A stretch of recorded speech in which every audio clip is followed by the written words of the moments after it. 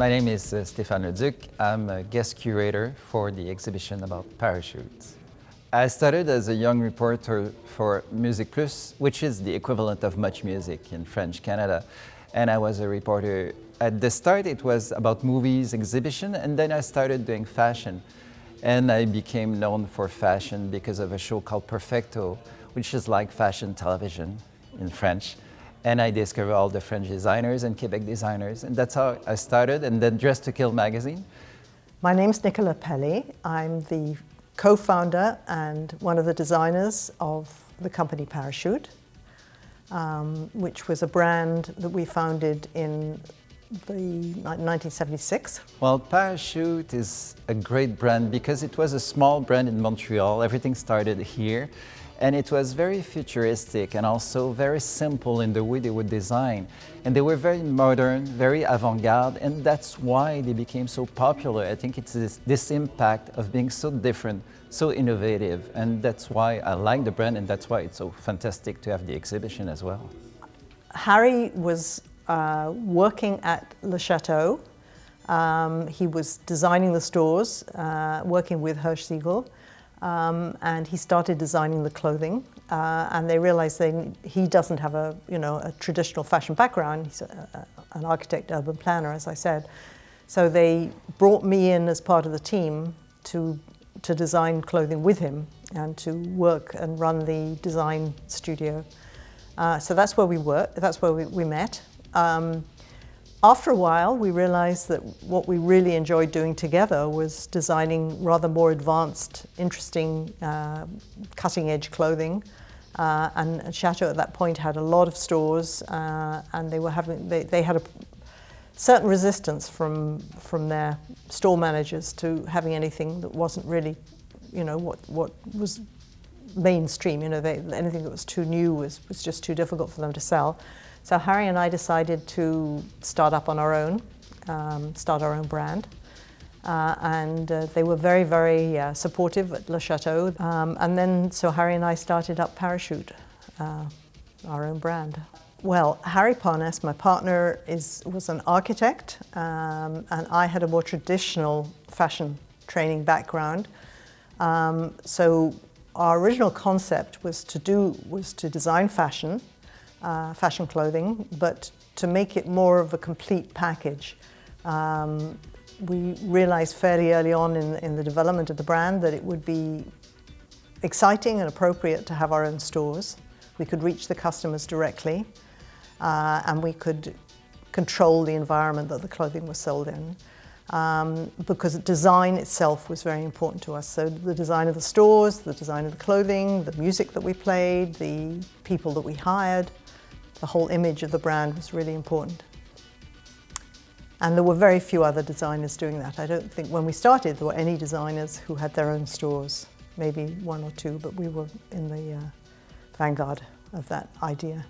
I think it's important to talk about Parachute for many reasons. The first one is that we must never forget what happened before. The 80s were very important for the fashion industry because it was a new era, young talents that were starting, but also because Parachute was very innovative in many ways. First, they developed this idea of a concept store. Today, it's obvious, concept stores are all over. They were the first to have that, meaning to have a big room, a big space, to have also the clothing presented like in an art gallery as well, and also to have non-gender clothing. They were some of the first. They were the first to be in Soho. People don't realize because now fashion is obvious in Soho, but at the time they were the first. It was a factory district. And then they were innovative in the terms of also presenting a new cut, a new way of dressing up to be more relaxed, more sportswear as well, and also to give many nice clothing for the club kids of the time as well. And also because it's an inspiration for a new generation that you can start very small and be all over the world, even when you start in Montreal. We were always looking beyond, Canada. And Harry's mother was still living in New York City, so we were going up and down to New York City frequently. And we said, okay, let's open a store in New York City and go in, make a big statement there and see what happens. And at at that time we had met Morgan Allard, who was working at Le Chateau and managing the stores. And he loved New York and was thinking about moving there anyway, and was a huge supporter of parachute, wore all the parachute clothing. So he said, okay, well, you know, would you go and be our partner in New York City?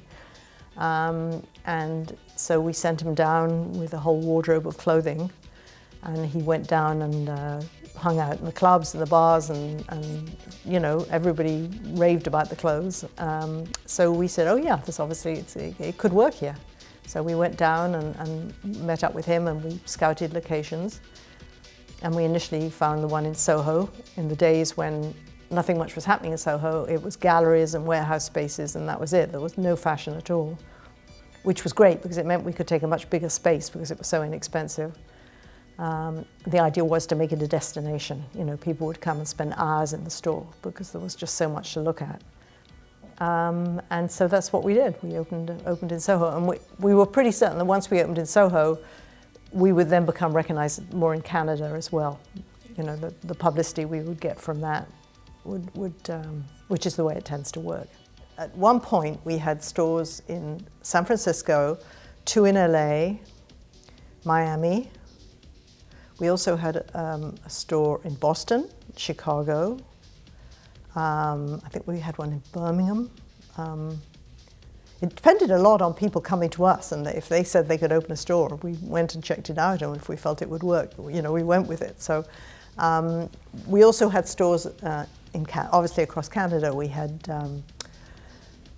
where do we have? Oh God, Calgary, Edmonton. Toronto was the first one outside Montreal. Yeah, it's quite amazing because I did a little film when I was at the university about parachute. It was mostly an art film, and then I didn't know I would become a reporter in fashion. And then I started to buy a few pieces that I kept, and they're even in the exhibition today, which is great. I never thought I would keep those pieces, but I couldn't get rid of them. They were so amazing and so important for me. So I kept in touch with Nicola and Harry, the designers of parachute. And then when Nicola had the idea of the exhibition, she asked me to be part of it, to be part of the creation of the concept. So it was very exciting, and I never believed I would be one day working with a museum and doing this exhibition today.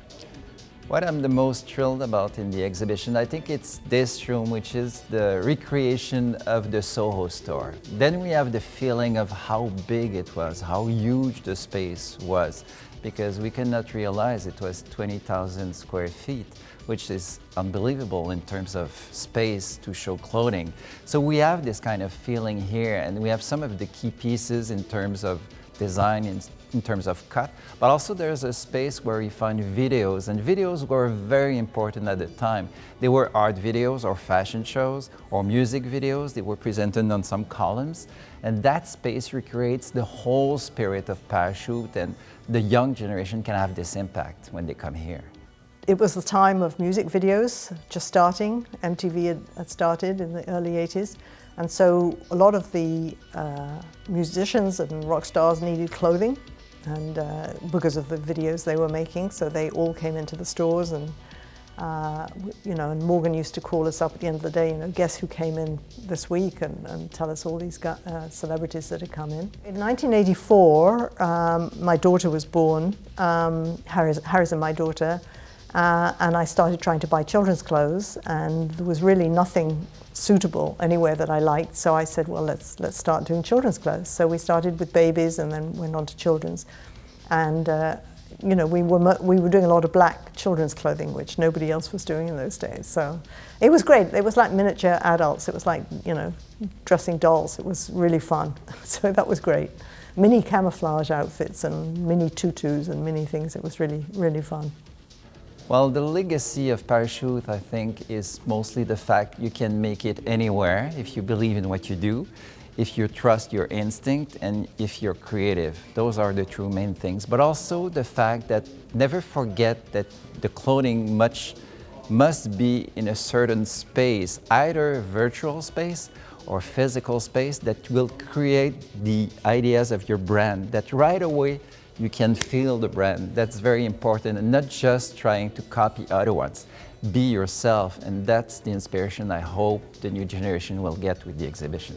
Yeah, so it was very sad. Harry was very sick, but the team from Stéphane and Alexis went down to Miami and did a great interview with him. That was, I think, the summer of 2020. I kept him up to date with everything that was happening, and he was very, very supportive. And we were hoping that he was going to get to Montreal for the opening, and then they kept postponing the opening, and then finally, unfortunately, he passed away on January the 1st of 2021. And that was very unfortunate, but we have the videos, that he made. Obviously the final zone, the store, I think is incredible with the columns. And also I love, obviously, the photography area, which I think is fantastic with all the black and white, a lot of black and white pictures. And I love the area that's the sort of atelier, the table, with all the drawings and sketches and swatches and everything on it. I think that works really well. And the way they've managed to recreate how some of the garments were hung in the stores, like flat on the walls or resting on the platforms. So I think they did a really good job. So, I'm happy with everything. So my legacy, I think, would just be, try to create an atmosphere in a company, create a great team, bring a team together. And I mean, that's been brought home to me because so many of the collaborators for the exhibit were employees, ex-employees, models, photographers, store managers who have all, appeared and been so excited to be part of the exhibit because it was such a wonderful period of their, of their lives. They were so happy. Also, another thing which has been amazing is that so many customers have kept the clothing that they bought from Parachute all those years ago.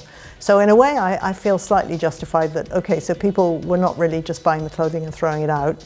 They were hanging on to it, so it was sustainable in a way. I think a lot of customers felt that when they bought this clothing, it was very significant to them. It was always at a time, sometimes they'd had to save up for it. It was at an important time in their lives. It meant a lot, each garment that they wore and that they bought, Parachute garment. And so, I think that's important for designers to think of, that they should be designing clothing that has meaning for their customers, and, that'll make their customers happy. If I'm talking to students, I want to tell them, look, what we managed to do. Okay, so we had great timing, things are very different today, but we were crazy and wild, and we just take risks, believe in what you're doing, take the plunge, and go for it is really what my message to students would be. I have a certain, I feel guilty, as everybody does these days in fashion, of how we didn't really help the planet much all those decades ago, and obviously we had no idea of the damage that was being done, so I sort of feel bad about that. And certainly today, if anybody was thinking of getting into fashion or in any way, I would say, well, first you've got to come up with a plan that's sustainable, that doesn't harm the environment.